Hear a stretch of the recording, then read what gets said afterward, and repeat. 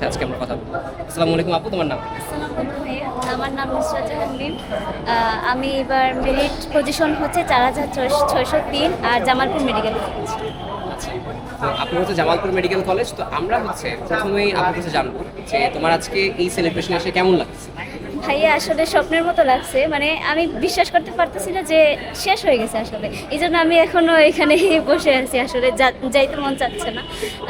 আসলে এখানে আসবো সেটা গত 1-2 মাস আগেও হয়তো আমি জানতাম না, মানে পরীক্ষার আগ পর্যন্ত আমি জানতাম না। ইভেন আমি ওই যে তেজগাঁও কলেজে একটা পরীক্ষাও হয়েছিল, ওইখানেও ছিলাম। মানে তখন তো আমার এত বাজে পরীক্ষা হয়েছিল, আমি ভাবছি আমার হবেই না। তবুও সেকেন্ড টাইম দিব ভাবছি, এবং আপনাদের সাথেই থাকবো এটা ভেবেই আমি ভাবছিলাম যে সেকেন্ড টাইম দিয়ে দিব আরটিডিএস এর। আচ্ছা, আপু হচ্ছে কিন্তু সেকেন্ড টাইম থেকে আসলে সুন্দর মতো চান্স পাইছে না, আমি ফার্স্ট টাইম আছি, মানে ফার্স্ট টাইম সেকেন্ড টাইম থেকে আমি ভাবছি যে আমার হবে না, মানে আমি সেকেন্ড টাইম স্টার্ট আচ্ছা, করে আচ্ছা। দিব, আমি আপনাদের সাথে স্টার্ট আচ্ছা আচ্ছা আচ্ছা। তো এখন হচ্ছে মানে দেখো, চিন্তা করো যে মেইন এক্সামের আগে তার চিন্তা ছিল যে আচ্ছা আমার চান্স নাও হইতে পারে, নাও হইতে পারে, বাট ইনশাল্লাহ সুন্দর মতো চান্স হয়ে গেছে, আলহামদুলিল্লাহ। আচ্ছা, তো এবার হচ্ছে আমি সেকেন্ড প্রশ্নটা আস্ক করি যে তোমার ধরো এই যে চান্স হইলো, মানে যেই চিন্তা ভাবনা যে ভাই আমি সেকেন্ড টাইম প্রিপারেশন নিব, সেখান থেকে চান্স পেয়ে গেলা 19 তারিখ, তারপরে তোমার এই যে এক মাস তোমার কাছে কেমন, নিজের কাছে কেমন লাগছে, ফ্যামিলির কাছে কেমন লাগছে, সবকিছু মিলে তোমার কাছে কেমন লাগছে? ভাইয়া আসলে আমি বিশ্বাস করবেন কিনা জানি না, বারবার আমি মেরিটটা আবার চেক করি। আমি প্রত্যেকদিন রাত্রে ঘুমানোর আগে আমি আবার দেখি আসলে আমি স্বপ্ন দেখছি কিনা, আসলে আমার পজিশন আছে, আমার নাম আছে কিনা। ভর্তিও হয়েছি ঠিক আছে, তবুও আমি আসলে এটা বিশ্বাস করতে পারতেছি না।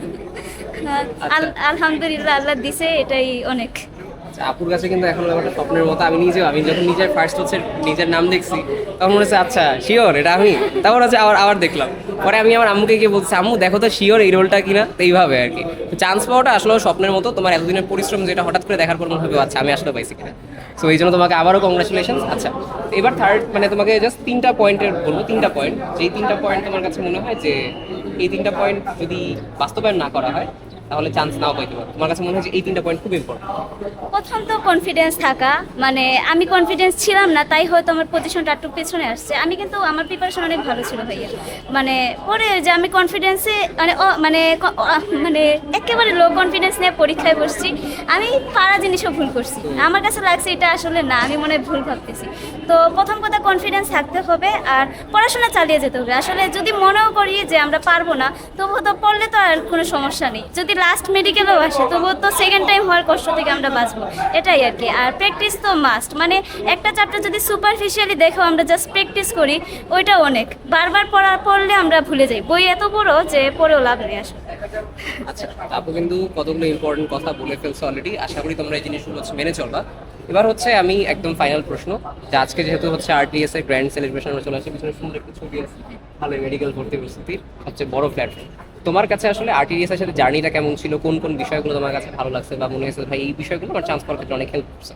ভাইয়া আসলে আমি আরটিডিএস এর ফুল কোর্সে ছিলাম না আসলে, মানে আম্মু বাবারা তো ওই যে অফলাইনে ভর্তি করে দিছিল, কিন্তু আমার তো আরটিডিএস এর প্রতি একটা মানে সফট কর্নার আছে, তাই জিকে ইংলিশ ব্যাচে ভর্তি হয়ে গেছিলাম। আর যার কারণে ওই যে রিভিশন ব্যাচটা লাস্ট ফাইট যে ব্যাচ ওইটা ফ্রি পাইছিলাম। আরটিডিএস আসলে সব কিছুই বেস্ট আরটিডিএস এর, আমার কোনো দিকেই মনে হয় নাই যে কম আছে বা কিছু। মানে একটা স্টুডেন্ট যদি পুরা ফুললি আরটিডিএসে মানে ফলো করতে পারে, আসলে অনেক ভালো করতে পারবে রেজাল্ট। আমার পরিচিত অনেকজন শুধু আরটিডিএস করেই অনেক ভালো রেজাল্ট করছে, এটা। তো আপুকে হচ্ছে অনেক ধন্যবাদ। তো আপুর কাছ থেকে আশা করি তোমরা যে মানে মতামতগুলো সেগুলো হচ্ছে শুনতে পারছো, আশা করি মেনে চলতে পারবা। ইনশাআল্লাহ সবার সাথে আবার পরের গ্র্যান্ড সেলিব্রেশন দেখা হবে। আল্লাহ হাফেজ সবাইকে।